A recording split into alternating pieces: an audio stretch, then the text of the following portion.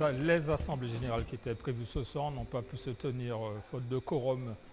Je pense, eu égard à les entraînements qui ont été annulés dans l'après-midi par rapport aux intempéries et aussi dans la continuité. Donc nous avons prévu de reconvoquer l'Assemblée générale sous 15 jours maximum pour pouvoir mener à bien nos travaux.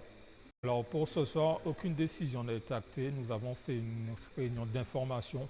Nous avions différents partenaires qui étaient présents, la mairie de Saint-Claude, des forces vives qui sont autour de l'association olympique Saint-Claudien, les membres du comité, quelques éducateurs. Donc nous les avons informés du projet de décision, si on peut le dire comme ça, que nous allons très certainement prendre lors de la prochaine Assemblée générale.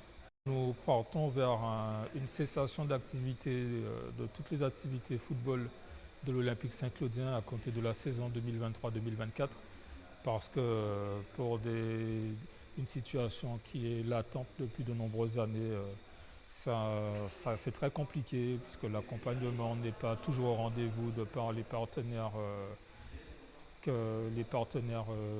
nous accompagnent en général. Donc la décision a été prise par le comité, donc la précision apportée est bien que nous n'évinçons personne, nous n'évinçons pas les seniors, c'est l'activité globale de l'Olympique Saint-Claudien et nous réfléchissons aux meilleures solutions pour ne pas laisser la population, la jeunesse de Saint-Claude sans activité footballistique. Et je précise qu'il y aura une activité football, mais nous travaillerons et dans les jours qui viennent, vous aurez la primeur de l'information.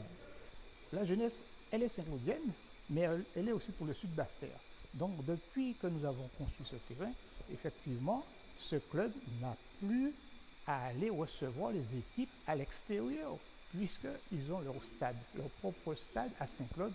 Donc nous savons, c'est un gagne, puisque de prendre le bus pour aller jouer à l'extérieur, et quand ils reçoivent à l'extérieur aussi, donc il fallait vraiment dépenser quand même pour le bus. Donc nous avons un terrain à Saint-Claude qui fonctionne bien. Donc avec l'équipe Saint-Claudien, ils ont aussi les catégories, l'école de football qui a quand même plus de 100 petits quand même, il faut le dire. Donc c'est un club qui fonctionne très très bien. Et moi je les félicite pour le travail qu'ils effectuent puisque nous savons que c'est difficile. C'est difficile l'engagement des bénévoles, mais nous savons aussi que ça coûte puisqu'il faut payer aussi les arbitres, il faut payer les délégués. Donc nous savons, un club a toujours besoin quand même un peu d'argent.